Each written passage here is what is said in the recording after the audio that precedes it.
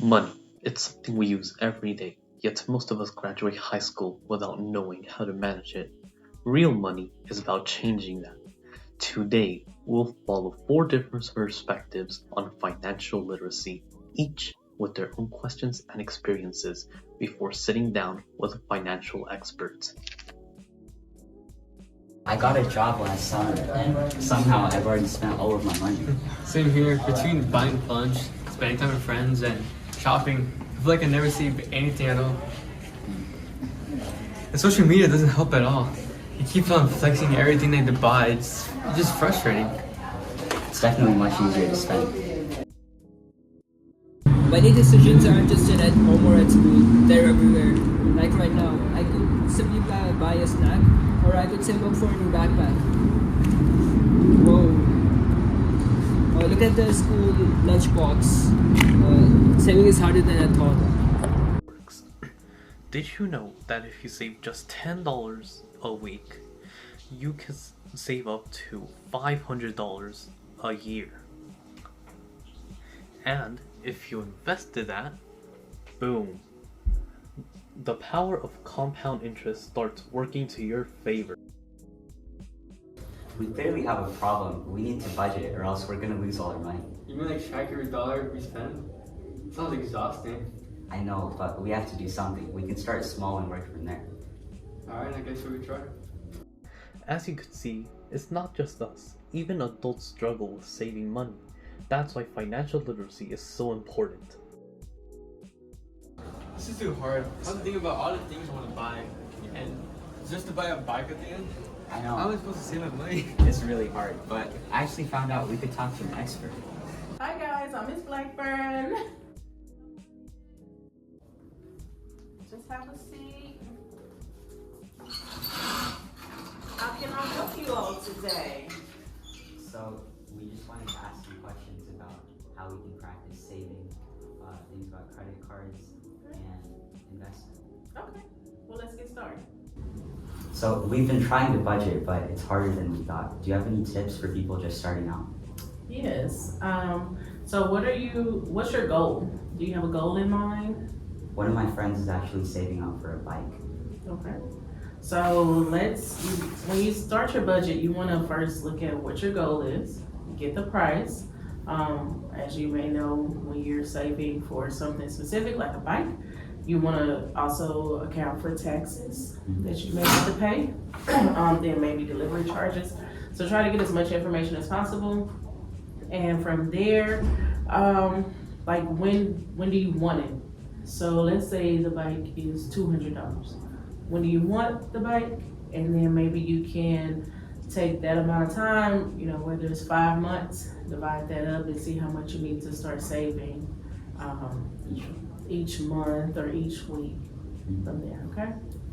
So what about credit cards? I heard they're good, but also dangerous. At this young age, I would say stay away from credit cards.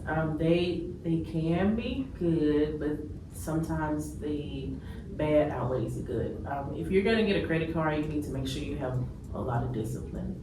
I would advise if you get a credit card, like when you go to college, you may have a lot of people saying, "Oh, come fill this out, get a T-shirt." At least that's how it was back in the 1900s. And so you'll wake up one day and you have all these credit cards. So I would say not do that. Talk to your parents about which the best way to go, but I would say get a credit card that has like a small limit. So if it's just maybe like $500 or something, so you don't have a whole lot. But yeah, credit cards, the best way is to use cash. Save up for what you want, make that purchase. Credit gets you into trouble because it's so easy just to swipe and swipe and swipe, and you get this text message that says you're over your limit, but we're gonna cover that charge. And then the bad side is when you get into the interest.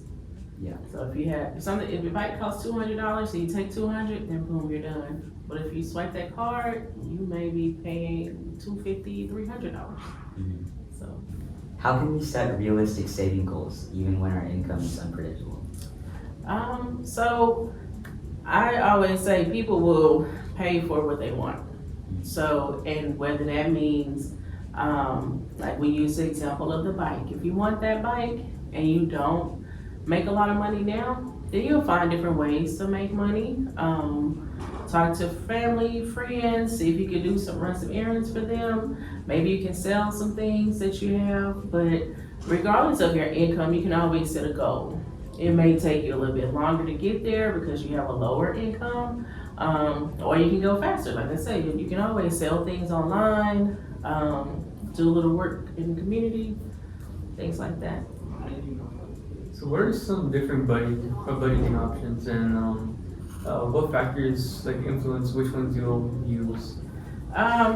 So I did bring up some examples of different budget options. They have something called zero-based budget. You also have envelope budgeting. I tried the envelope budgeting pre-COVID. Envelope budgeting is where you just have an envelope, and let's say it's like this envelope is for gas, this envelope is for food, this envelope is for entertainment. So each time you get ready to spend something, you take that money out of that envelope. And once it's done, it's done. So that's your budget. The zero-based budgeting is more or less like, this is how much I have. This is like, let's say I'm gonna bring home $2,000 this month. I'm gonna place that, I'm gonna assign every dollar to a budget line. So if I'm doing $1,000 for housing, this amount for that, this amount for something else. So at the end, it's like, okay, every dollar has a name. And so, yeah. Would you recommend paying for with cash when you're buying things? I do. As much as possible. I know like post-COVID, we don't really handle a lot of cash. And I guess really in just this era that we're in, a lot of stuff is digital. It's just, like I said, with the credit card and then like tapping, it's just so easy to tap, and then you tap, and then it's like, I spent how much money? So when you're doing cash, it's like for real. Physical. It's physical, and then you are, you think about it more. So it's like, do I really need this $12 burger? Or can I just go home because I really do have some food at home? Or, do I need this new pair of pants? Or do I need to just do laundry? So, it's just things like that. It makes you think, and then you think about, okay, today is the 3rd. If I spend this money, what am I gonna have for the rest of the month? So you sort of go into this needs versus wants phase of life, and just thinking about, do I need this or do I just want it? If I need it, okay, I can go ahead and get it. But if I just want it, I can probably wait. So yeah. How would you recommend going about like big ticket purchases, like a house or maybe like saving up for college tuition? Same thing. It doesn't matter what you're saving for. If you're saving for like a bike that's $200 versus a car that's $20,000, or a house that's $200,000, you know what your goal is, and then you know what you need to work towards. So maybe to get a bike, you may need to just save, $20 a month or $50 a month. For a house, maybe you need to save about $500 a month. For a car, until you get to a certain amount, and then go pay for that. Because you can't pay for a car cash too, if you want to. And then maybe for a house, maybe not pay that whole $200,000 in cash, but you would still have that certain amount, so you have that down payment or whatever. So no matter if it's a small ticket item or a large ticket item, you know what your goal is, know when you want to meet that goal, and then start saving. How do interest rates impact our savings? So that can be answered 2 ways. So your interest rates on your bank accounts, that's gonna affect, because the more you save, if you have what they call a high yield savings account, then you will have more interest being built into your savings account. Like if you put in this amount, you'll have more interest. On the reverse side, the interest, like if you're having to pay more, for example, I'll give you a real example. When I purchased my house, my interest rate was like 3.5. I thought I wanted to refinance my house, so I contacted the credit union. I was like, I want to move my mortgage to you all. And they were like, how much is your interest rate? I was like, let me look it up.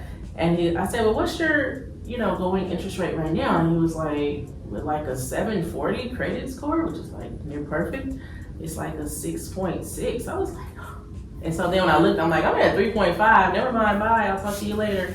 So when you have a higher interest rate, you're gonna be paying more money. So whether that's on a car, a house, or even a credit card. So when you say, is it better to pay cash? Yeah, because there's no interest.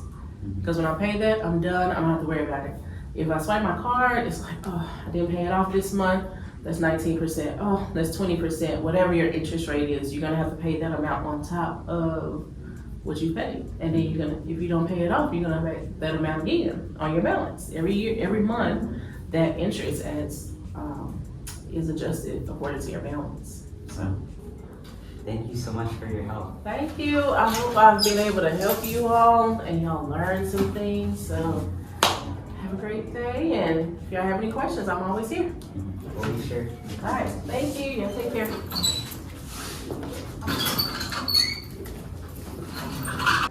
I used to think saving was boring, but honestly, having a plan feels kind of good. Agreed. No more spending just because everybody else is. Exactly. Money isn't just about numbers, it's about choices, and now we know how to make better ones. So what about you? How do you handle your money? The good news is, no matter where you are, you can start learning today.